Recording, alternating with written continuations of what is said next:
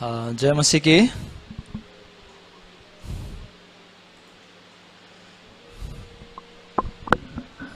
स्वागत करते हैं ये प्रार्थना मीटिंग में। मैं पास्टर प्रधान। और इन दिनों में जब हम देखते हैं अभी का हालत को, रायपुर की स्थिति तो बहुत ही गंभीर है। और सिर्फ रायपुर की नहीं, पूरा भारत का ही स्थिति इस प्रकार है कि अनेक लोगों का हृदय में बहुत ही निराशा छाया हुआ है। और देखें तो परिस्थिति कुछ भी हो, लेकिन मनुष्य के हृदय में कौन काम कर रहा है और हमारा हृदय कैसे हमारा हृदय हमें चला रहा है, वो बहुत महत्वपूर्ण है। विशेष करके निराशा की परिस्थितियों में हमारा हृदय अगर निराशा नहीं होता है तो कोई समस्या नहीं है।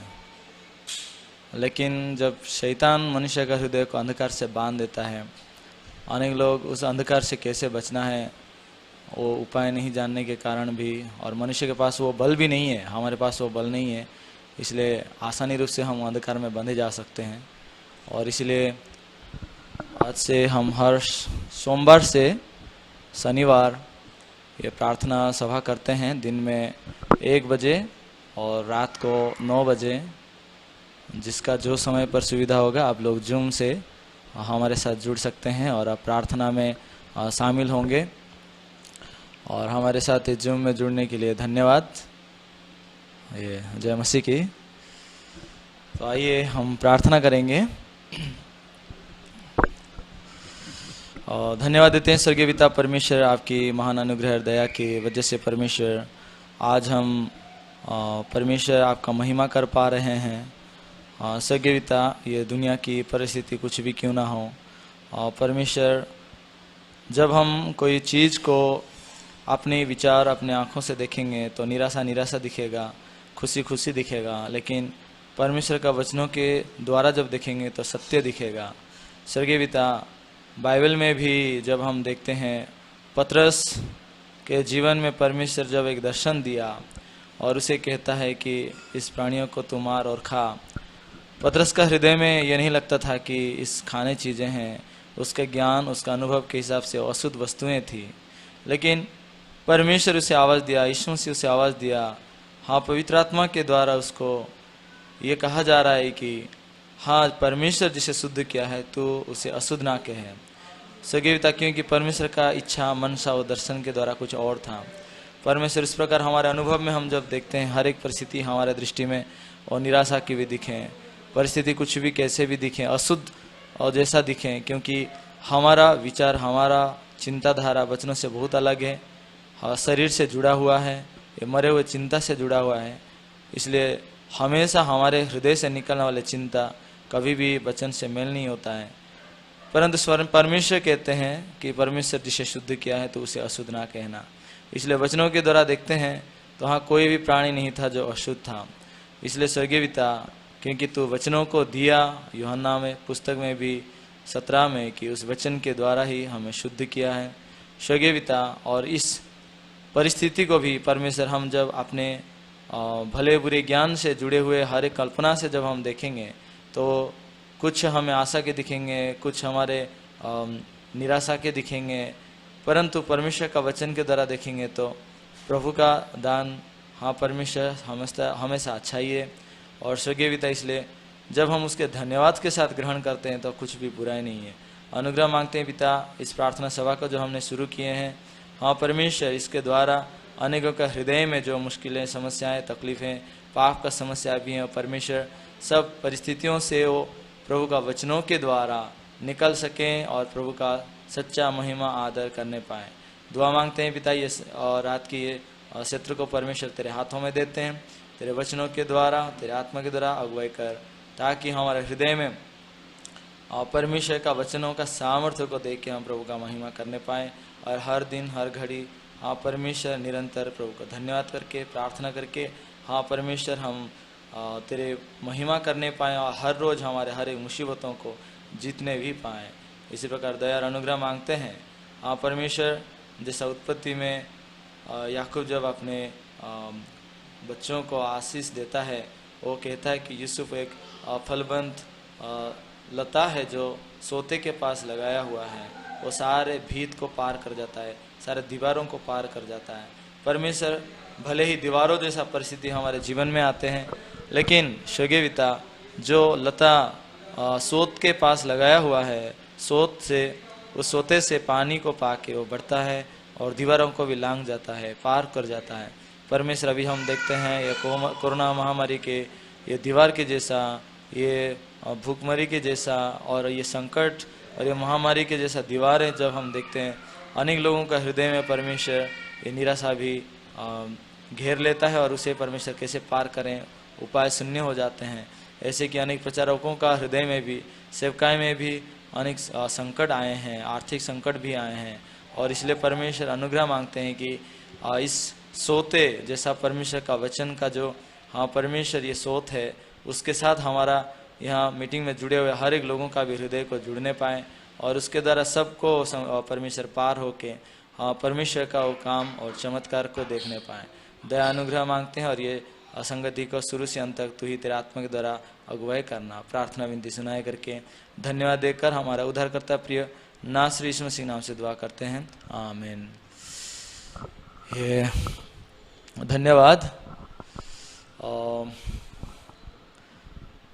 जब हम इन बाइबल को देखते हैं, आज जो पोस्टर में शेयर किया था उसमें देखने से लिखा है कि हम हाथ उठाकर प्रार्थना करना चाहिए, लेकिन फ़ोटो में आप जब देखेंगे कोई हाथ जोड़ के प्रार्थना कर रहा है तो फ़ोटो के साथ कुछ वचन मैच नहीं हो रहा है, ऐसा थोड़ा लग रहा है। लेकिन बात ऐसा है कि ये बाहरी पोस्टर की बात नहीं है, मगर हमारा हृदय क्या कहता है, हृदय का स्थिति क्या है, उसकी बात है। इसलिए मैं आशा करता हूँ कि आपके हृदय भी इस वचन के अनुसार जो ये प्रार्थना मीटिंग का पोस्टर में हम जो लिखे हैं, जो कि पहला तीमुथियुस का उसका 2 अध्याय 8 वचन से है, उसी के अनुसार आपका हृदय में भी इस प्रकार समय बने कि परमेश्वर बहुत अच्छे आशीष दें और काम करें। एक बार इस वचन को हम देखते हैं, पहला तीमुथियुस 2 अध्याय 8 वचन। इसलिए मैं चाहता हूँ कि हर जगह पुरुष बिना क्रोध और विवाद के पवित्र हाथों को उठाकर प्रार्थना किया करें। यहाँ जब हम आगे पीछे पढ़ते हैं तो अनेक स्टोरी हैं, लेकिन जब अभी का परिस्थिति के साथ मैं इस वचनों को सोचता हूँ तो सचमुच में प्रभु के सामने हम कैसे इस वचनों को समझेंगे। हाँ, सिर्फ पुरुष के लिए ये लिखा है क्या, या स्त्रियों के लिए नहीं है क्या?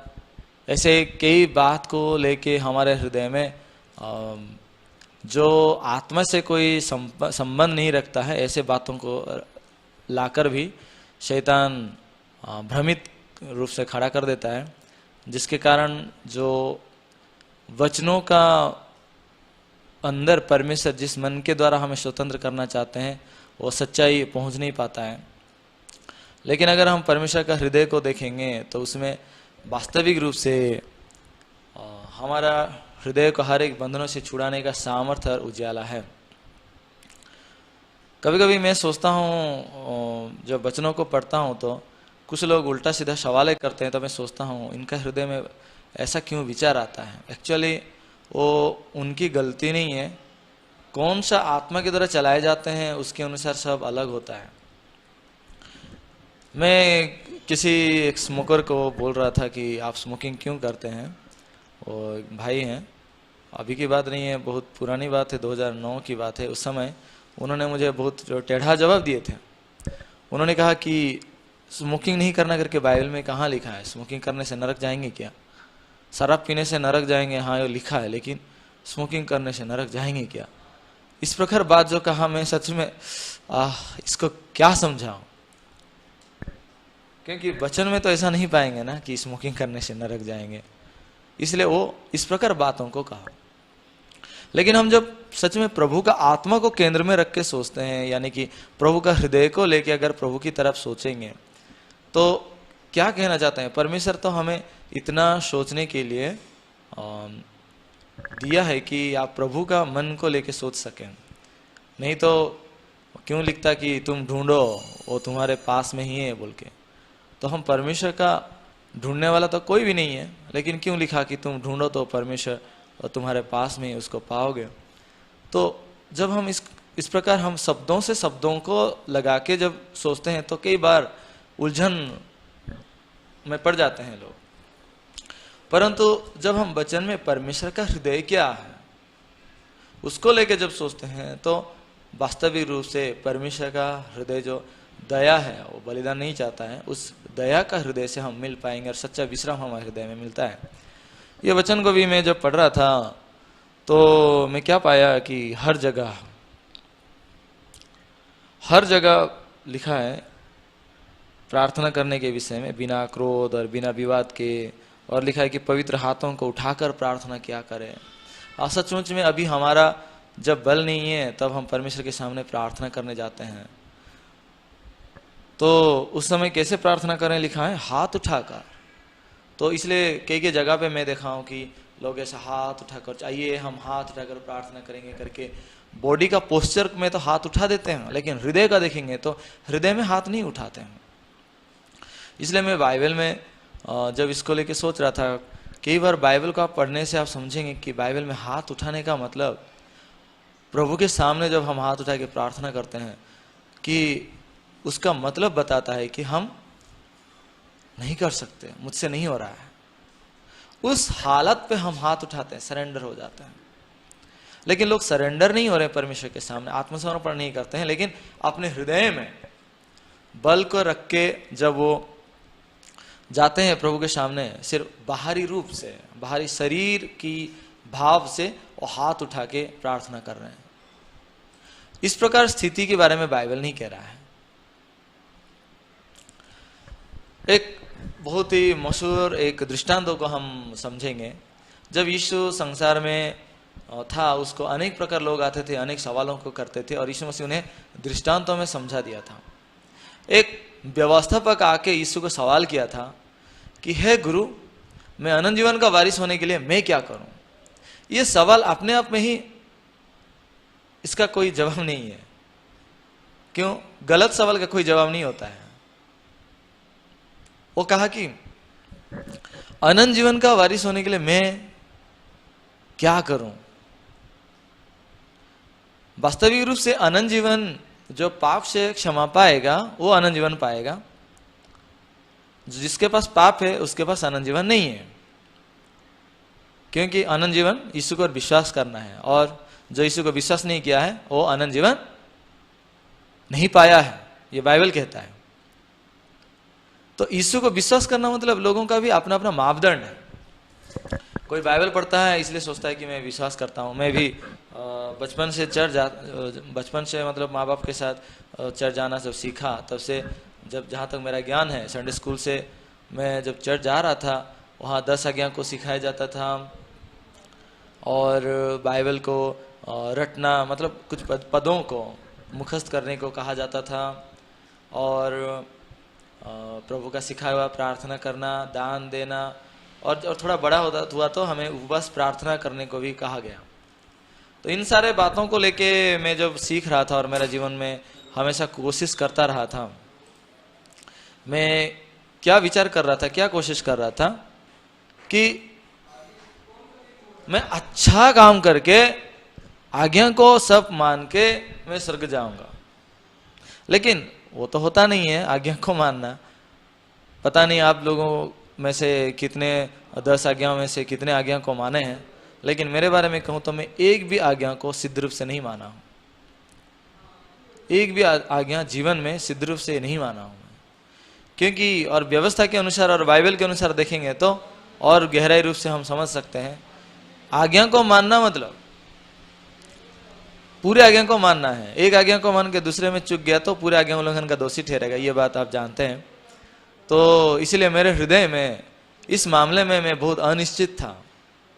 इसलिए मैं क्या चाहता था कि मैं कोशिश करूंगा, लेकिन कोशिश करना चाहिए सोच रहा था, लेकिन बाइबल में कहीं भी कोशिश करो बोल के व्यवस्था के बारे में ऐसा नहीं कहा गया कि तुमने व्यवस्था तोड़ दिया तो व्यवस्था को मानने की कोशिश करो, ऐसा कहीं नहीं लिखा है। लिखा है चोरी ना करना, ये नहीं लिखा है कि चोरी ना करने की कोशिश करो। तो इसलिए मेरे हृदय में जब मैं चोरी ना करने की कोशिश करता था तब मैं सोचता था कि हाँ मैं अच्छे से प्रयास कर रहा हूं, लेकिन नियमों को तोड़ना मतलब पापी होना। आमीन कि नहीं? तो नियमों को तोड़ना मतलब वो पापी हो गया। अच्छा, जब नियम को नहीं तोड़ा था तब पापी नहीं था क्या? तब भी पापी था, लेकिन इंसान खुद पे नहीं जान पाता है कि मैं पापी हूं, इसलिए परमेश्वर ने व्यवस्था को दिया था। इस मापदंड जब स्पष्ट नहीं होता है तो लोग अपने विचारों से जो कुछ भी उनको समझ में आता है उसी प्रकार न्याय करने लगते हैं। इसलिए परमेश्वर ने पाप को पहचानने के लिए व्यवस्था को दिया। हाँ, ये पाप है, ये इसके लिए दंड मिलेगा, इसके लिए नरक जाएगा। इस प्रकार का परमेश्वर हमें दिए हैं व्यवस्था। एक्चुअली व्यवस्था एक तरफ देखेंगे तो सिर्फ इजरायलियों को दिया गया था, लेकिन वो एक रिप्रेजेंटेटिव की तरह एक एग्जाम्पल बने कि वो मान नहीं पाए तो हम कैसे मान सकते हैं। लेकिन हम भी व्यवस्था के बिना पाप को नहीं जान सकते। भले ही हमें मानने के लिए नहीं दिया गया है, लेकिन उसको उस व्यवस्था के द्वारा हम पाप को पहचाने, इसलिए हमें दिया गया है। नहीं तो बिना व्यवस्था के पापी होके बिना व्यवस्था के विनाश भी हो जाएंगे, ये भी बाइबल कहता है। तो मेरे जीवन में जब इन वचनों को अध्ययन कर रहा था उस समय एक अच्छा अभिप्राय था कि मैं अच्छा ही काम करूं और स्वर्ग जाऊंगा करके, लेकिन वो अच्छा अभिलाषा को मैं सोच रहा था कि इस अच्छा अभिलाषा है इसलिए मैं अच्छा हूं। लेकिन धीरे धीरे मैं जब बाइबल को देखा, बाइबल क्या कहता है, यहोवा परमेश्वर ने देखा कि मनुष्य की बुराई पृथ्वी पर अत्यंत बढ़ गई है और उनके मन के विचारों में जो कुछ उत्पन्न होता है वो निरंतर बुरा ही होता है। उत्पत्ति 6:5 वचन, यिर्मयाह 17:9 वचन में भी लिखता है कि मनुष्य का मन तो सबसे अधिक धोखा देने वाला आता है, उसका भेद कौन समझ सकता है, उसमें असाध्य रोग लगा है। प्रभु कह रहे हैं, तो प्रभु के दृष्टि में मेरा मन को देखता हूं तो असाध्य रोग लगा है। लेकिन मुझे ये वचन के साथ मेरा व्यवहार या मेरा विचार मेल नहीं खा रहा था। वैसे कितना बुरा हो सकता है? हाँ, मैं ये नहीं कहता कि मैं 100% अच्छा हूं, लेकिन हाँ बुरा हूं, लेकिन इसका मतलब थोड़ी ना कि मैं 100% बुरा हूं। मेरा विचार ये था, मैं पूरे के पूरे बुरा हूं करके मैं नहीं मान रहा था। कैसे मैं न्याय कर रहा था अपना? जो अच्छे करने का अभिलाषा है, अभिप्राय है, उसके अनुसार मैं देख रहा था। हाँ, किसी दोस्तों को मदद करना, कोई असहाय व्यक्ति है जो मुझसे हो सके उसका कर पा रहा हूं, लेकिन जो मुझसे नहीं हो पाएगा उसको नहीं कर पा रहा था। तो फिर भी मैं ट्राई कर रहा था जितना मैं मुझसे हो सके। किसी को खाना नहीं है तो उसको थोड़ा खाना दे दो। इस प्रकार मैं भी उतना बहुत धनी व्यक्ति नहीं था कि बहुत दान देता, लेकिन जितना मुझसे बन पाता था मैं उतना करने की प्रयास करता था। इसलिए मैं सोचता था कि मैं अच्छा हूं। परंतु दूसरी तरफ अगर सचमुच में मुझ में संपूर्ण रूप से अच्छा ही है तो कभी जिंदगी से बुराई नहीं निकलना चाहिए। लेकिन मेरे हृदय में 10 आज्ञा के विरुद्ध सारे आज्ञा को मैं तोड़ा।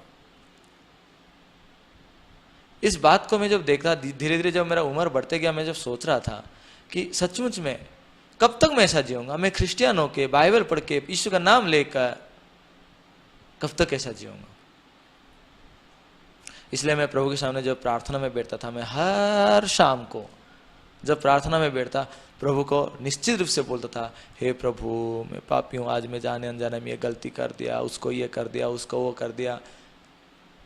जो भी पाप याद आता था उसको बोलता था, और लास्ट में बोलूंगा प्रभु और जो पापों को याद भी नहीं आ रहा है उसे भी तू क्षमा कर दे। तो शुरू से तो ऐसा प्रार्थना करने से भी होता है ना, प्रभु कुछ सब पाप याद नहीं आ रहा लेकिन तू जानता है मैं क्या पाप किया हूं, सब पाप क्षमा कर दे, ऐसा बोलने से तो हो जाएगा नहीं। हाँ, लेकिन अपने आप को पछताना है ना, नम्र करना है, ऐसा सीखा था मैं और वैसा प्रयास किया। लेकिन मेरा हृदय को जब देखता, मेरा हृदय में ऐसा करके भी शांति नहीं रहा उस पल। इस प्रकार के मेरा हृदय बहुत फ्रस्ट्रेशन में आ गया।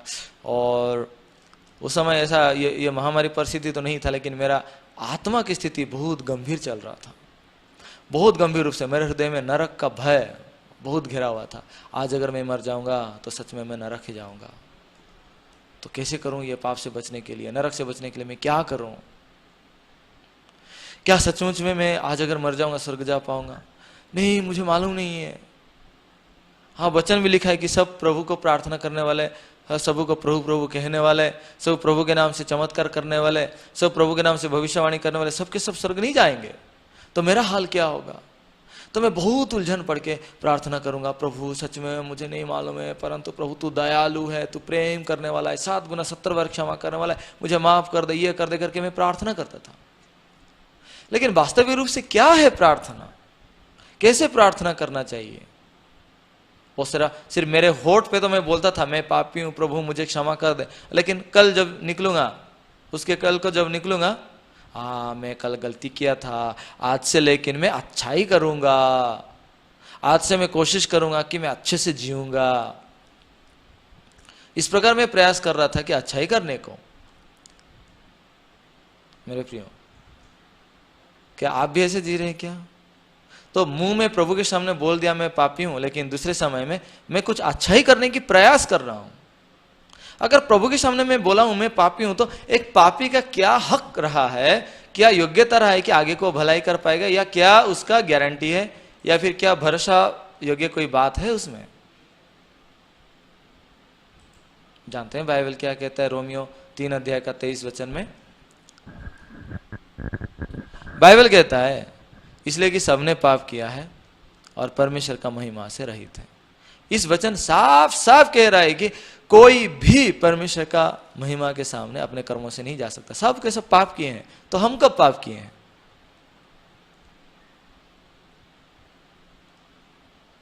मैं कुछ 31 साल पहले मैं जन्म हुआ, तो फिर कब पाप किया मैं? 31 साल पहले या 31 साल के बीच में? तो अगर हम ऐसे बात करेंगे तो बहुत ही कंफ्यूजन क्रिएशन होगा। निश्चित रूप से हमारा साधारण विचार के अनुसार हम बोलेंगे कि जब जन्म नहीं होते कैसे पाप करेंगे? लेकिन हाँ, निश्चित रूप से वो हमारा विचारधारा है, हमारा व्यवहार और काम को देख के हम ऐसे विचार रखते हैं। लेकिन बाइबल क्या कहता है, पवित्र शास्त्र क्या कहता है? रोमियो 5 अध्याय का 12 वचन लिखता है कि एक मनुष्य के द्वारा पाप आया है, इसलिए हम जब पाप में जन्मे हैं, वो है आदम, तो उसके द्वारा हम जब जन्मे तो उसी समय हमने भी पाप किया है। इसलिए जब हम पाप में जन्मे तो चाहे हम अच्छाई करने की प्रयास करें या चाहे हम बुराई किए हैं, दोनों प्रभु के दृष्टि में समान दिख रहा है। इसलिए प्रभु कोई भी मनुष्य को ये अच्छा है बोल के नहीं बोल रहा है, बल्कि ये निरंतर बुरा ही है बोल रहा है। ये वचन को जब मैं देखा, प्रभु मुझसे कोई अच्छा नहीं हो पाएगा, तब मेरे हृदय में हाथ उठा लिया। ऐसा हाथ नहीं उठाया, ये हाथ को हृदय में हाथ उठाना मतलब मैं प्रभु के सामने आत्मसमर्पण किया कि प्रभु मुझसे और नहीं हो पाएगा, मैं और तेरे सामने जितना भी अच्छे काम करूं या कुछ भी करूं, मैं तेरे सामने नहीं जा सकता। इसलिए उस समय से मेरे हृदय में मैं सरेंडर हो गया, प्रभु तू अगर दया करेगा तो मैं उद्धार पाऊंगा, तू उद्धार नहीं करेगा तो मैं तो बिना सो के नरक ही जाने वाला हूं। मुझ में कोई उपाय नहीं है प्रभु, तेरा दया ही मुझे जरूरत है। और तू दया देने से मैं दया पाऊंगा, तू दया नहीं करने से मैं कैसे दया पाऊंगा? मेरे लिए जीने का कोई रास्ता नहीं है प्रभु। मेरे हृदय में ये समय पहुंचा, क्योंकि मैं देखा हूं 10 आज्ञा को मानने की जब प्रयास किया, मैं देखा नहीं हुआ।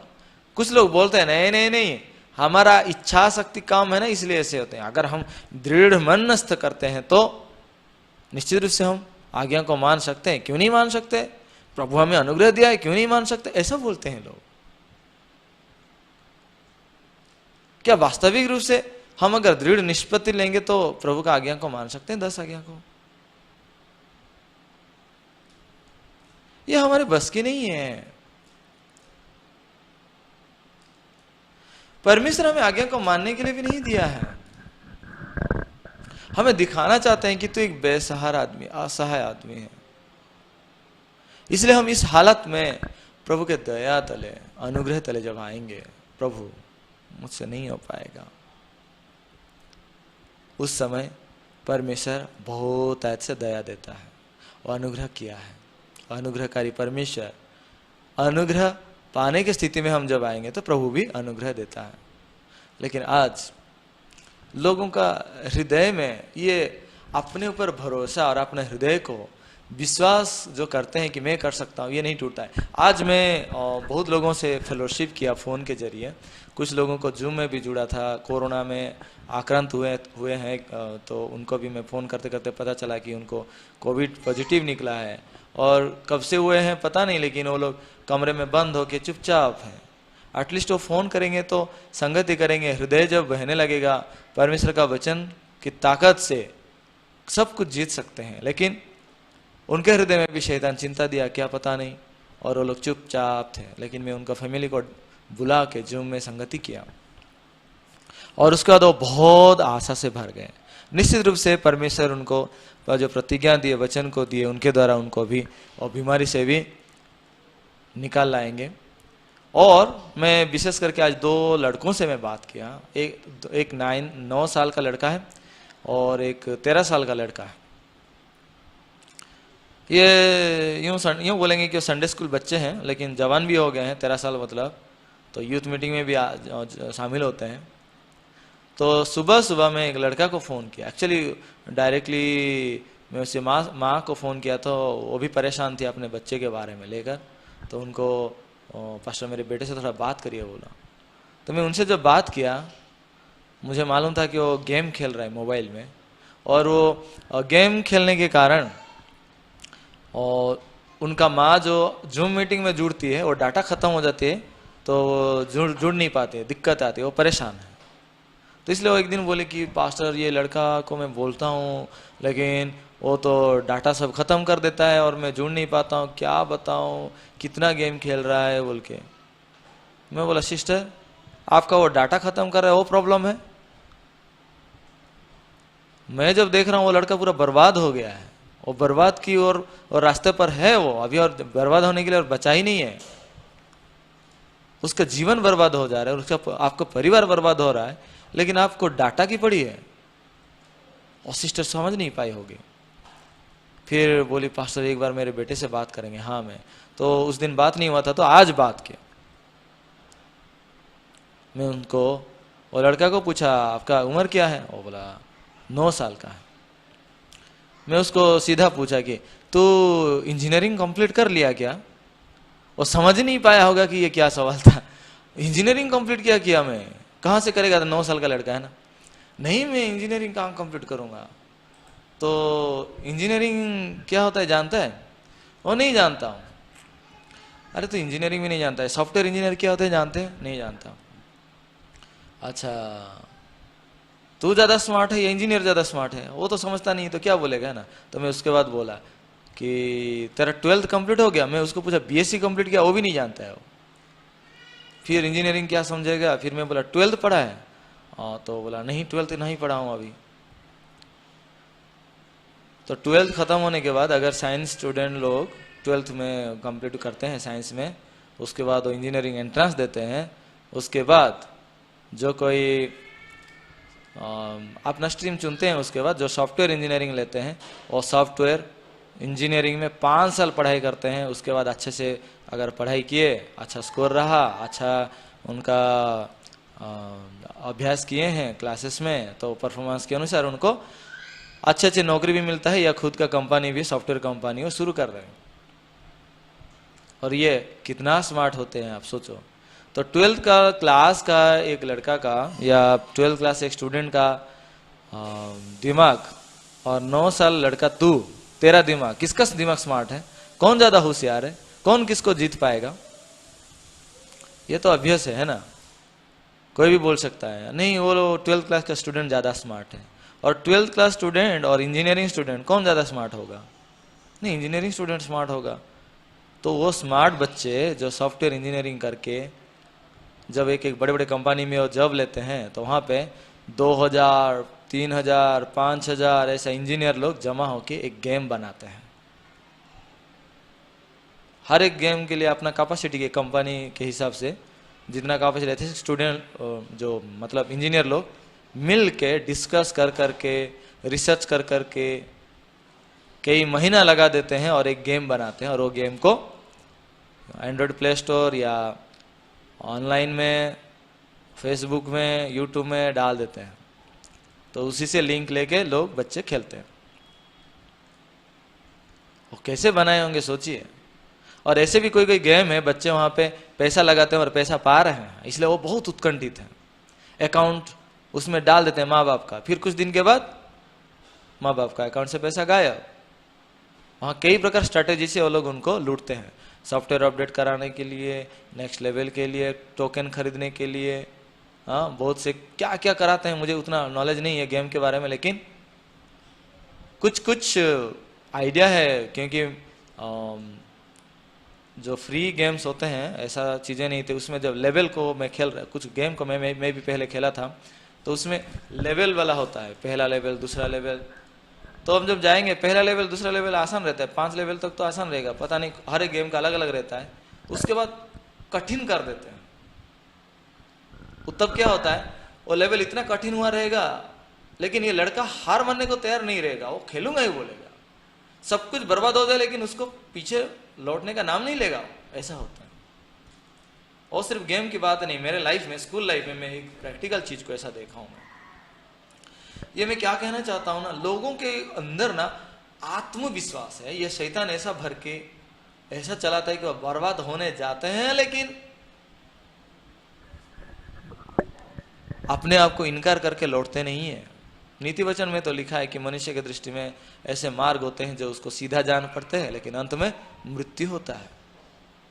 मैं देखा हूं ड्रग्स लेने वालों को, ऐसा फूल गुट्टी होता है, एक गेम क्या नाम बोलते हैं पता नहीं, लेकिन वो फूल गुट्टी 3 ठो फूल गुट्टी लाके वो खिलाते हैं, उसमें एक जगह फूल रहता है, उसको लाके खिलाते हैं कि यह सफ़ेद सफ़ेद जहाँ पे है वहाँ पे पैसा नहीं मिलेगा, लेकिन जहाँ नीचे में फूल रहेगा वहाँ अगर पैसा डालेंगे तो दुगना पैसा मिलेगा। इस प्रकार एक खेल कराते हैं वो, ये एक प्रकार जुआ है। ऐसे गेम में भी पैसा हारे हुए लोगों को मैं आंखों के सामने देखा हूँ। मैं वो स्टोरी नहीं बताने वाला हूँ, मैं क्या कहना चाहता हूँ कि लोगों के हृदय में हाँ मैं कर सकता हूँ, अभी यहाँ ये फूल गुट्टी यहाँ फूल डाला है, अगर मैं यहाँ पैसा लगाऊंगा मुझे 2 गुना मिलेगा। शुरू में वो बहुत आसान लगता है इसलिए लोग पैसा डाल देते हैं, लेकिन बाद में एक खेल इतना फास्ट हो जाता है कि मेरा एक स्कूल मेट था, जब हम एक म्यूजिक टूर पे जा रहे थे और ट्रेन में ऐसा खेला था और 800 रुपया खोया था। एक बार भी नहीं जीता, एक बार 50 डाला, एक बार 50 डाला, फिर 100 डाला, फिर एक बार 200 डाला, ऐसा 50 डाला, इस प्रकार के कुल मिला के 800 रुपया खोया था वो। उस समय कितना साल होगा 12-13 साल का होगा वो लड़का। मैं 12 साल का, वो 13 साल का, ऐसा कुछ थे हम, 1 साल मेरे से सीनियर थे वो। क्यों वो डाला? क्योंकि शुरू में वो गेम को मैं भी देख रहा था, लेकिन मेरे पास पैसा नहीं था इसलिए खेलना नहीं, लेकिन उसके पास पैसा था और अरे यार 50 रुपये डालने से 100 मिलेगा, कितनी अच्छी बात है, एक बार ट्राई करते हैं। और ट्राई मारा, लेकिन वो शुरू से नहीं डाला था, दूसरे लोगों को देख के और ट्राई मारा था। लेकिन उस समय गेम बहुत फास्ट हो चुका था, उसको मतलब थोड़ा सा भी मतलब डाउट भी नहीं हुआ और पैसा गवाता गया। लेकिन उसका हृदय में नहीं अब भी अगर डालूंगा तो मैं जीतूंगा, अब भी अगर डालूंगा तो मैं जीतूंगा, अब भी डालूंगा तो जीतूंगा, ऐसा होता है। शराब पीने वाला भी शुरू से कोई इतना बड़ा बोतल नहीं उठाता है, 1 सिप यार, खुशी में तो बनता है 1 सिप, हर दुख की बात है क्या करें, 1 सिप थोड़ा पी लेता हूँ दुख मिटाने के लिए। खुशी में भी पियेंगे, दुख में भी पियेंगे, पीने वालों को बहाना चाहिए। लेकिन जब वो शुरू करते हैं ना, इतना सा शराब से शुरू करते हैं, क्यों? नहीं ये बस दुख के लिए थोड़ा पी रहा हूं, ये सुख खुशी के कारण पी रहा हूं, मैं जब चाहूंगा तब बंद कर सकता हूं ना। अपने अंदर एक आत्मविश्वास है, मैं बंद कर सकता हूं। इसलिए वो लोग कभी प्रभु के सामने भी आत्मसमर्पण नहीं करते। ये समान हृदय जो काम कर रहा है प्रभु के सामने आत्मिक जीवन जीते समय भी, हाँ मैं आज्ञा को तोड़ा हूं, मैं मानता हूं, ठीक है, कोई मनुष्य मतलब एक साथ ऐसा बदलेगा ऐसा नहीं है, लेकिन हम कोशिश कर रहे हैं, धीरे धीरे कोशिश कर रहे हैं। हाँ 10 आज्ञा को नहीं माने लेकिन कोशिश कर रहे हैं, ऐसा करके अपने ऊपर आत्मविश्वास कर रख के वो बंधे हुए हैं। लेकिन आत्मिक बदलाव क्या है? आत्मिक बदलाव धीरे धीरे परिवर्तन होते हैं क्या? यूहन्ना 5 अध्याय में 38 साल का बीमारी था, यीशु ने कहा उठ अपने खाट उठा और चल, वो धीरे धीरे धीरे उठा, अपना खाट उठा के धीरे धीरे धीरे चला, और एक दिन, 2 दिन, तीसरे दिन, उसके बाद बहुत दिन होने के बाद वो सीधा एकदम ठीक हो गया, ऐसा तो नहीं लिखा है। तो फिर क्या लिखा है? तुरंत वो चंगा हो गया और अपना खाट उठा के चलने फिरने लगा, तुरंत लिखा है, टाइम नहीं लगा वहां। बाइबल में परिवर्तन की कहानियां बहुत सारी जगह पे मिलेंगे। यीशु मसीह जब पानी भरने को कहा और अभी निकल के भोज के प्रधान को दे जाओ बोला, तो जब दे दे तो वो दाखरस बन चुका था। वो धीरे धीरे धीरे धीरे, कितना समय लगा बनने के लिए? नहीं। उत्पत्ति का पहला अध्याय में भी देखते हैं तो परमेश्वर ने कहा उजियाला हो, तो उजियाला हो गया। तो वहां बदलाव के लिए टाइम नहीं लगता है, सडनली,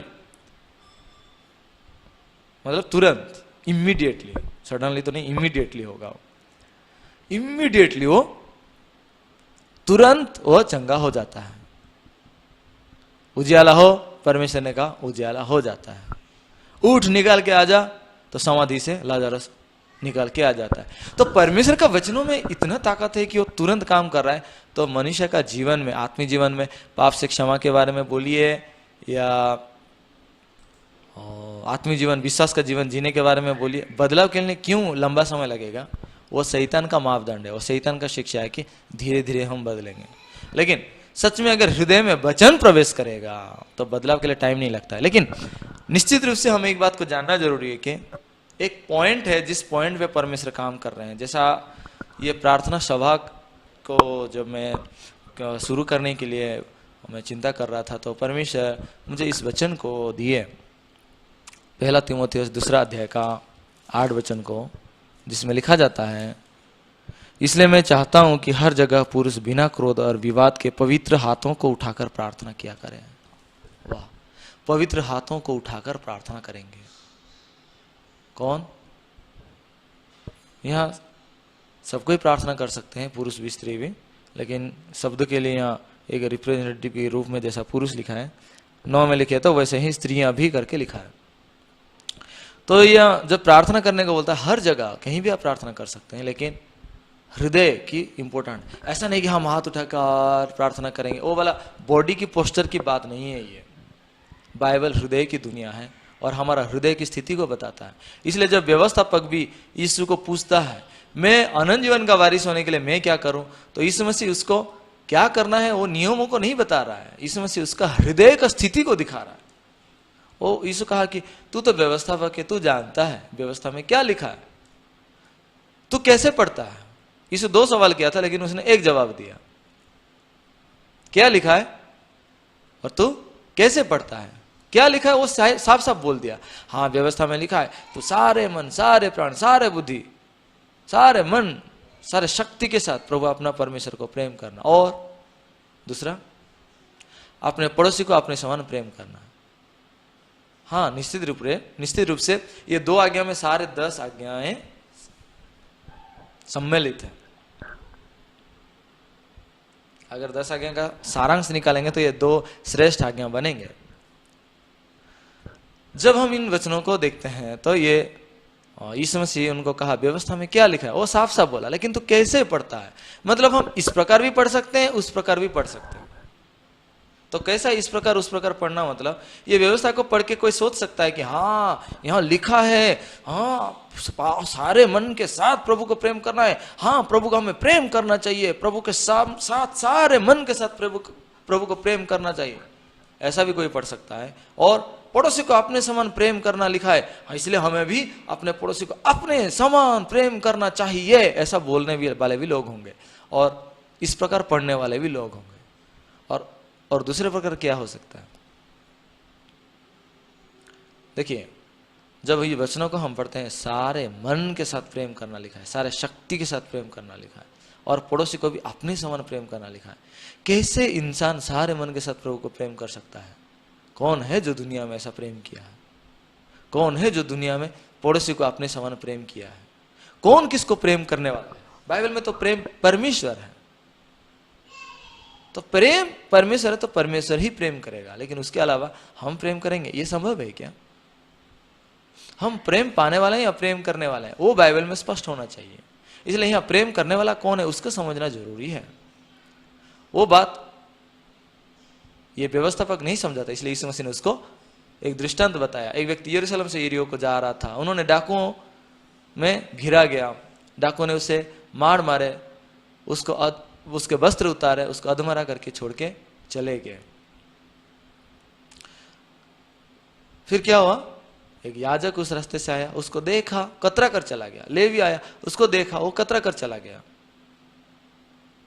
परंतु एक सामरी व्यक्ति आ निकला जो उसे देखा, उसे तरस खाया और उसके पास गया, उसके घाव में पट्टियां बांधी, तेल डाला, दाखरस डाला, फिर उसको अपने सवारी पर बैठाया, उसको सराय में ले गया और उसका सेवा टहल की। और क्या कहा, और उसके लिए 2 दिनार भी दिया सराय के मालिक, और बोला इसका सेवा टहल करना और जो कुछ और लगेगा मैं आने पर भर दूंगा। यह 10 काम सामरी व्यक्ति ने किया। यहाँ ये 2 व्यक्ति बहुत विशेष कैरेक्टर हैं। एक है अधमरा व्यक्ति, डाकुओं में घिरा हुआ व्यक्ति, और दूसरा है सामरी व्यक्ति। एक उधार करता है, एक उधार पाने वाला है। एक प्रेम पाने वाला है और एक प्रेम करने वाला है। लेकिन व्यवस्थापक को इसकी समझ नहीं थी। वो कैसे पढ़ रहा था, हाँ मुझे कुछ करना चाहिए। इसलिए आज भी अनेक लोग ऐसा शिक्षा देते हैं, हमें भी सामरी व्यक्ति की तरह बनना चाहिए। मैं भी पहले ऐसा शिक्षा सुना था, लेकिन मैं ये कहानी जब मैं पढ़ा और बाइबल के अनुसार देखा, क्या मैं सामरी व्यक्ति हूं तो ये अधमरा व्यक्ति कौन है? ये किसको मैं उद्धार करने जाऊंगा? क्या वास्तविक रूप से मैं उद्धारकर्ता बन गया? क्या उद्धारकर्ता तो यीशु मसीह है, फिर मैं कौन हूं? नहीं, हम उद्धार पाने वाले हैं। तो यहां कौन उद्धार पाया? अधमरा व्यक्ति उद्धार पाया। किससे उद्धार पाया? और डाकुओं में घिरा होकर अधमरा होकर पड़ा था, वहीं से उद्धार पाया। हाँ, ये डाकू क्या किए थे? उसका वस्त्र ले लिए थे और उसको अधमरा करके मार दिए थे। ये वस्त्र को ले लिए। बाइबल में वस्त्र मनुष्य का धार्मिकता को समझाता है। परमेश्वर का धार्मिकता और मनुष्य का धार्मिकता को, धार्मिकता के विषय में जहां भी वर्णन हुआ है, वस्त्र के स्वरूप तुलना किया गया है यशायाह में। तो इसका वस्त्र उतार लिया। कौन हमारा वस्त्र उतारेगा? हाँ, मैं जो अच्छे काम करता हूं करके मैं सोच रहा हूं, व्यवस्था के सामने खड़े होने से कोई मेरा वस्त्र नहीं रहेगा। तब जब मैं 2007 साल में इस वचनों को मैं सुना, एक सत्य प्रचारक मुझे इस वचनों के जरिए एक एक बातों को भी समझा दिए, तब मैं जान पाया कि ये बाइबल में मैं पाप में मरा हुआ व्यक्ति हूं, जो आज्ञा को नहीं मान पाया। हर एक आज्ञा को तोड़ के मैं अधमरा होकर पड़ा हूं, जो विनाश होकर नरक जाने वाला हूं। परंतु प्रभु अपनी दया से, अनुग्रह से यीशु मसीह को भेजा। ये सामरी व्यक्ति की तरह यीशु मसीह आया है, जिसके पास क्या है? तेल भी है और दाखरस भी है, और जो उद्धार करता है, जिसने उद्धार किया। कैसे वो उद्धार किया? जब हम वो लूका 10 अध्याय में पढ़ते हैं, यीशु मसीह ने उसका हृदय को दिखाने के लिए दृष्टांत को दिया था, क्योंकि वो सोच रहा था कि मैं क्या करूं अनंत जीवन का वारिस होने के लिए। तो यीशु मसीह उसको दिखा दिया, तू क्या कर सकता है, तू तो अधमरा व्यक्ति है। आज भी प्रभु हमें इस वचनों के द्वारा दिखा रहे हैं कि हम सच में प्रभु का अनुग्रह को पाने लोग हैं। हम किसी को उद्धार करने की उद्धारकर्ता नहीं है हम, परंतु शैतान इस धोखा को देके, धोखे के साथ आज अनेक लोगों को अंधकार में बांध के रखा है। इसलिए जब परिस्थितियां भी आता है, तब क्या होता है मालूम है? ये बेसिक कॉन्सेप्ट जो है आत्मिक जीवन का, प्राथमिक कॉन्सेप्ट क्लियर ना होने की वजह से दैनंदिन जीवन में अनेक सारे परिस्थितियां आते हैं। तब जब परिस्थितियां आते हैं, उस समय उसको जीत नहीं पाते हैं। वजह क्या है? क्योंकि बेसिक जो हृदय का जो बेसिक पोस्चर होना चाहिए, जो प्राथमिक रूप होना चाहिए हृदय का, वो नहीं है। यहां जब हम बाइबल में पढ़ रहे हैं, तीमुथियुस 1 अध्याय 8 वचन में हाथ उठाकर प्रार्थना करो बोल रहा है। वो परमेश्वर सच में ऐसा स्थिति को इंतजार किए, हम प्रभु के सामने आके सरेंडर हो जाएं। प्रभु मुझसे नहीं हो रहा है, मैं नहीं कर सकता, प्रभु तेरा दया चाहिए। आप जानते ही हैं, लोग बोलते हैं कि हमें पाप पी करके प्रार्थना करना चाहिए, चुंगी लेने वाले की तरह। हम फरीसी की तरह कैसे बोलेंगे हम धर्मी है? लेकिन आश्चर्य रूप से उनका हृदय को देखेंगे तो हृदय तो फरीसियों की तरह है। चुंगी लेने वाले की जैसा हृदय समान होने से उसका प्रार्थना प्रभु सुने तो वैसा भी लोगों का प्रार्थना भी प्रभु सुनता। लेकिन लोग मुंह से पापी बोल रहे हैं, लेकिन हृदय को देखेंगे तो फरीसी का मन को रख के, फरीसी का मन क्या था? अच्छा ही करेंगे करेंगे कोशिश से। वो कभी अपने आप से हारा नहीं है, वो कभी प्रभु का अनुग्रह पाने के लिए नहीं आया है, अपने कर्मों पे खड़ा हुआ था वो, इसलिए वो धर्मी नहीं बन पाया। मैं 2007 साल तक व्यवस्था के काम को मानना चाहिए, अच्छे काम करना चाहिए, धर्मी बनने के लिए, उद्धार पाने के लिए करके मैं बहुत कोशिश करता रहा।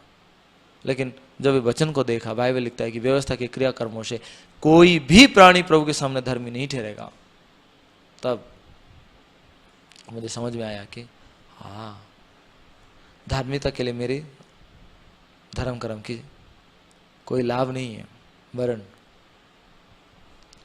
प्रभु का अनुग्रह मेरे लिए काफी है। व्यवस्थापक उसका हृदय में यह चीज स्थापित नहीं हुआ था, इसलिए यीशु मसीह उसको कहते हैं ये दृष्टांत, और उसको समझा रहे हैं कि तू कौन है? तू अधमरा व्यक्ति है, तुझे दया चाहिए, जीवन चाहिए। तो हमें भी परमेश्वर दिखा रहे हैं कि हम भी प्रभु के सामने दया पाएंगे, तो दया के द्वारा प्रभु का अनुग्रह से सब कुछ जीत सकते हैं। प्रभु का अनुग्रह अगर मुझ पर है तो सब कुछ मैं कर सकता हूँ। प्रेरित पौलुस भी अनेक गवाहियाँ दिए हैं। तो आज भी इस कोरोना काल की परिस्थिति, इसको अगर आप देखेंगे तो एक तरफ दुखद परिस्थिति देखेगा, लेकिन मैं वचन के अनुसार देखूंगा तो वचन में परमेश्वर कुछ भी हमें बुराई नहीं दिया है। अगर धन्यवाद के साथ खाया जाएगा तो सब कुछ शुद्ध है कि नहीं? कहाँ लिखा हुआ है? एक और वचन लिखा हुआ है ना, 1 तिमोथी 4:4 वचन में लिखा जाता है। तो वचन के अनुसार हम देखते हैं तो कुछ भी अशुद्ध नहीं है, ये परिस्थिति भी अशुद्ध नहीं है। आप अगर बिना वचन के द्वारा देखेंगे तो हाँ, मनुष्य के विचारधारा के अनुसार हाँ यार कैसे अशुद्ध नहीं है। अभी देखो इधर गवर्नमेंट हॉस्पिटल में इतना डेड बॉडी से कि जलाया नहीं जा पा रहा है, हाँ शमशान घाट खाली नहीं है, उधर गाड़ी पार्किंग के लिए जगह नहीं है, बेड की तो दूर की बात है, बेड का तो अंदाजा भी नहीं लगा सकते, बेड ही नहीं है, सब पैक है। इतना मतलब दुर्दशा पड़ा है, उसको अच्छा बोलेंगे? नहीं, मनुष्य के विचार से हम उसको अच्छा ही नहीं बोल सकते। लेकिन प्रभु क्या बोला? तो हम वैसे भी अपने विचार के अनुसार हम अपने आप को जब देखते हैं तो हम अपने आप को पापी ही बोलेंगे। लेकिन प्रभु क्या बोला? कुछ लोग अपने विचार के अनुसार जब हम देखते हैं हम अच्छे लोग हैं सोचते हैं, लेकिन प्रभु क्या बोला? जब हम अच्छे सोचते हैं प्रभु बोलता है कि तू निरंतर बुरा ही है। क्यों? क्योंकि हमारे अंदर कुछ भी अच्छा नहीं है, इसलिए हम हमारे कामों को नहीं जोड़ सकते। जब हम जानते हैं कि मुझ में कोई भी अच्छा नहीं है, तब सिर्फ और सिर्फ हम वचन को बोलेंगे, सिर्फ और सिर्फ प्रभु का हृदय को बोलेंगे, और उसके अनुसार हम बोल सकते हैं कि प्रभु वचन में क्या बोला है। रोमियो 3:23 वचन में तो प्रभु साफ रीति से कह दिया कि इसलिए सब ने पाप किया है, परमेश्वर का महिमा से रहित है। परंतु 24 वचन जब हम देखते हैं वहां लिखा है परंतु उसके अनुग्रह से उस छुटकारे के द्वारा जो मसीह यीशु में है, संत में धर्मी ठहराए जाते हैं। मेरे प्रिय, 24 वचन देखने से आपको क्या लगता है? आप पापी हैं कि धर्मी है? हम सबने पाप किया था। 23 वचन में तो हमने सबने पाप किया था और परमेश्वर के महिमा से रहित होकर हम विनाश होने वाले लोग हैं। परंतु उसके अनुग्रह से यहाँ अनुग्रह मिला।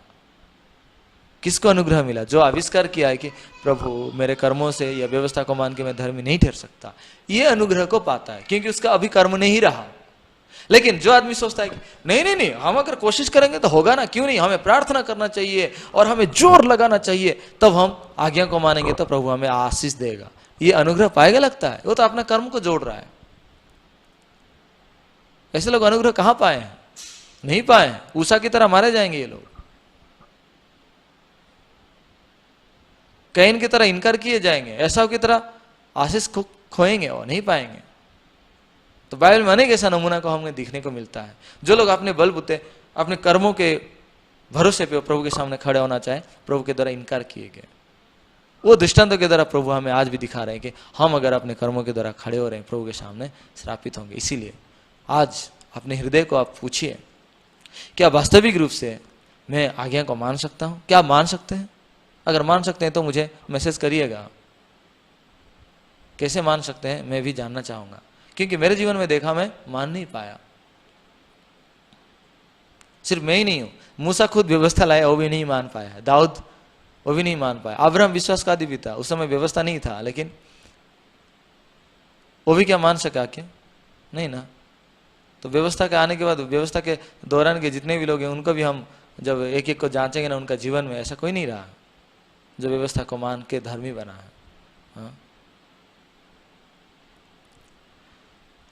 लेकिन हम बाइबल में सिर्फ शब्दों के हिसाब से कई जगह नहीं जाना है, कई जगह हमें परमेश्वर का हृदय के हिसाब से ही जाना है। तो इसलिए जब कई जगह क्या होता है कि वचनों में अपने आप को शुद्ध करना बोल के बर्तनों के बारे में भी लिखा जाता है, वो उसका मतलब अपने आप को खाली करने का अर्थ को भी ऐसा वर्णन किया जाता है। इसलिए शब्दों पे जाएंगे तो शुद्ध करना मतलब बर्तन अपने आप को कैसे धोएगा? वो वचनों को नहीं समझकर लोग बोलेंगे आइए हम अपने आप को शुद्ध करें। ऐसा कर रहे थे, मैं भी ऐसा कर रहा था, क्योंकि वो वचन का महत्व को नहीं समझता था। लेकिन बाइबल में पता चला कि परमेश्वर किस प्रकार बर्तन में काम किए हैं, किस प्रकार बर्तनों को बदले हैं, तो वहां पे वो अपने बर्तन को शुद्ध करना, इसका मतलब अपने आप को खाली करने की बात है। कैसे खाली हो रहा है? हाँ प्रभु मैं नहीं कर पा रहा हूं, इस ये पॉइंट जिसका हृदय में आ गया वो खाली बर्तन है, उसमें परमेश्वर भरेगा वो।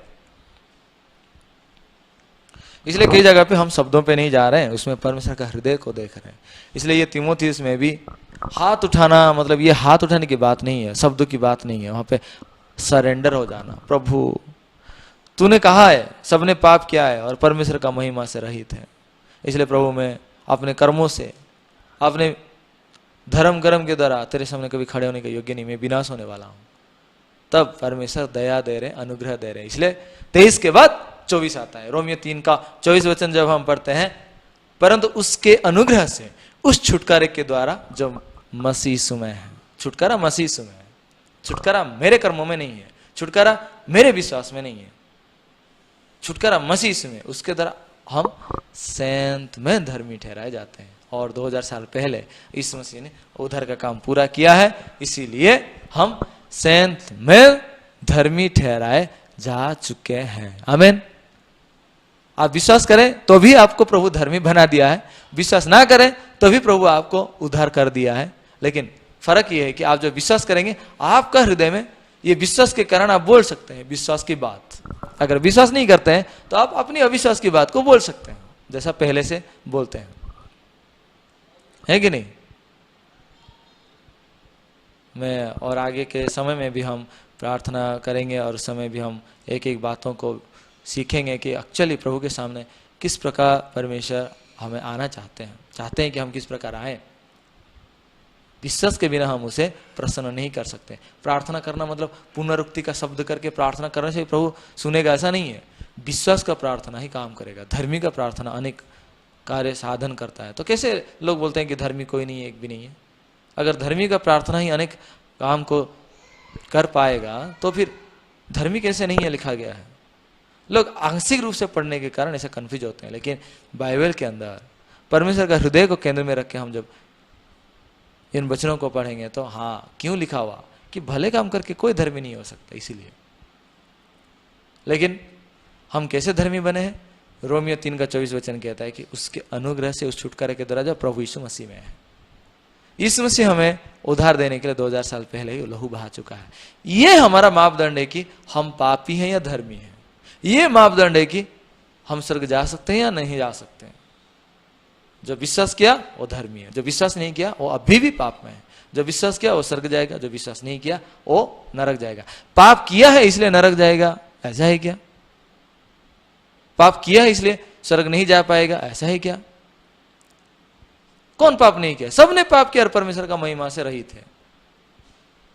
तो फिर पाप किया इसलिए स्वर्ग जाएगा? नहीं नहीं, वो बात नहीं है। परंतु उसके अनुग्रह से, उस छुटकारे के द्वारा, प्रभु यीशु मसीह में जो छुटकारा है उसके द्वारा सेंध में हम धर्मी ठहरा जाते हैं। तो लोग पाप करके नरक जाते हैं, ऐसा नहीं है। यीशु मसीह हमें उद्धार करने के लिए क्रूस पे मारा भी गया, गाड़ा भी गया, जिलाया भी गया। उस उद्धार को विश्वास न करने के कारण लोग नरक जा रहे हैं। मैं आशा करता हूं आपके हृदय में आप इन सुसमाचार की सच्चाई को, इस सच्चाई को विश्वास करेंगे और उसके द्वारा प्रभु के सामने सरेंडर हो जाएंगे, तो प्रभु भी उस प्रार्थना को आशीष देंगे। सचमुच में हम इस पोस्चर को, प्रार्थना का पोस्चर को भी हमारे हृदय में वचन के अनुसार बनाना जरूरी है। और वचन के सामने जब आएंगे तो सचमुच में वचन हमारा हृदय का पोस्चर बनाता है, हमारा रूप बनाता है, जिसके द्वारा हम प्रभु के सामने जब खड़े होते हैं प्रभु भी वो प्रार्थना को इनकार नहीं करेगा। बाइबल में लिखा है टूटा हुआ मन परमेश्वर का ग्राह्य बलिदान है। मैं ये बात को नहीं समझता था, जो पास्टर सिखा रहा था वो कह रहा था कि अपना दिल तोड़ो। कैसे दिल तोड़ेंगे? मैं दिल तोड़ो प्रभु प्रभु, ऐसा करने से थोड़ी ना होता है। कौन सा मन टूटा हुआ मन है? प्रभु मैं नहीं कर सकता, मुझसे नहीं हो पाएगा। सब कुछ प्रभु यीशु के हाथ में दे दिया। व्यभिचार में पकड़ी गई औरत जब न्याय के दौरान कैसा उसका हृदय होगा सोचिए। ये मन था टूटा हुआ मन। ऐसे मन में परमेश्वर बहुत अच्छे आशीष दे रहे हैं। अगर आपका हृदय में भी अगर प्रभु के सामने इस प्रकार हृदय बना के आते हैं, प्रभु आपको बहुत अच्छे आशीष देगा। क्योंकि बाइबल में लिखा यीशु मसीह हमें सेंत में अनुग्रह से धर्मी ठहराता है। अनुग्रह मतलब फ्री, हम कुछ नहीं किए हैं, हमारा कामों को जोड़ेंगे तो अनुग्रह नहीं है वो। इसलिए मैं आशा करता हूं प्रभु आप सबों को भी आज की इस प्रार्थना सभा के द्वारा आशीष दे। और मैं आशा करता हूं आप भी जब प्रार्थना में आएंगे तो परमेश्वर के सामने इस प्रकार अपना हृदय को शून्य करके, खाली करके कि हाँ प्रभु मैं नहीं कर सकता, मुझसे नहीं हो पाएगा। मैं एक सेवक हूँ, मिनिस्ट्री के लिए भी मैं प्रभु के सामने जब घुटने टेकता हूँ और जब मैं अपने बुद्धि पे भरोसा करके जब सेवकाई किया हूँ, उसमें बहुत बड़ा अंतर है। मेरा चिंता के अनुसार जब भी किया हूँ सब फेल हुआ। मेरा मिनिस्ट्री छोड़ने वाला था मैं, परंतु प्रभु ने इस पोस्चर को सिखाया, प्रभु मुझे बनाया ऐसा। इसलिए मैं आशा करता हूँ आप सबों को भी परमेश्वर इस प्रकार अगुवाई करें। ये पहला तिमोथी 2 अध्याय का 8 वचन के अनुसार सचमुच में आपका हृदय में आप हाथ उठाएं। ये नहीं कि बाहरी लोगों के सामने हाथ उठा के प्रार्थना जैसा करते हैं वैसा वाला पोस्चर नहीं, हृदय में जैसा पाप से उद्धार पाने के समय में और हमारा आत्मिक जीवन में भी समान रूल है। प्रभु के सामने हाथ उठाते हैं तो प्रभु इनकार नहीं करता। मूसा जब हाथ उठाया था तब प्रभु उनका मदद किया ना, और यह सुध जीतता था। लेकिन लोग सिर्फ बाहरी रूप से हाथ उठाते हैं, हृदय में नहीं हम कोशिश करने से होगा, मैं कर सकता हूँ, ये हृदय को रख के प्रार्थना कर रहे हैं, इसलिए नहीं बन पाता है।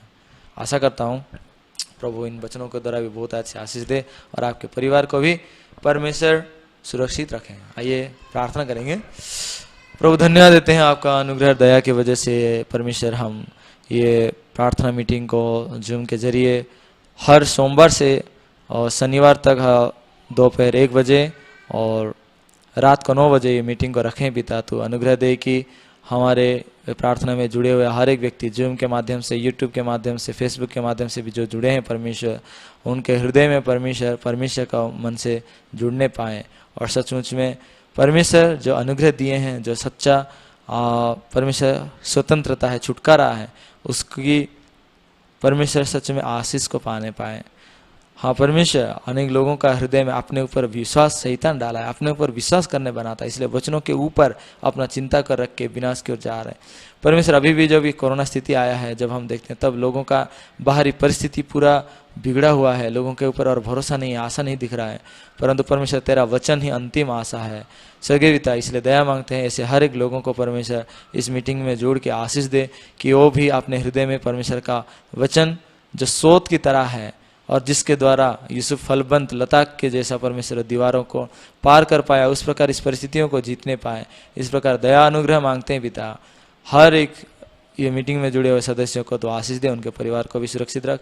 और हाँ परमेश्वर अभी यह जो लॉकडाउन भी और एक्सटेंड किए गए हैं परमेश्वर, उन हालातों में भी परमेश्वर ये बीमारी को भी तेरे हाथों में परमेश्वर सौंपते हैं कि तू इसको भी नियंत्रण कर। तेरे भले अभिप्राय के लिए ही परमेश्वर सब कुछ तूने संसार में होने दिया है, इसलिए परमेश्वर हर एक बातों में स्वर्ग राज्य प्रचारित होने पाए हर घड़ी हर पल में। और इसलिए परमेश्वर अनुग्रह भी मांगते हैं और ये ऑनलाइन के माध्यम से भी परमेश्वर इस सभा को करने दिया, इसलिए धन्यवाद देते हैं। और सब बातों के लिए तेरे हाथों में सौंप कर प्रभु यीशु मसीह के नाम से दुआ करता हूँ, आमीन। ये बहुत बहुत धन्यवाद आप सब हमारे साथ जुड़ने के लिए।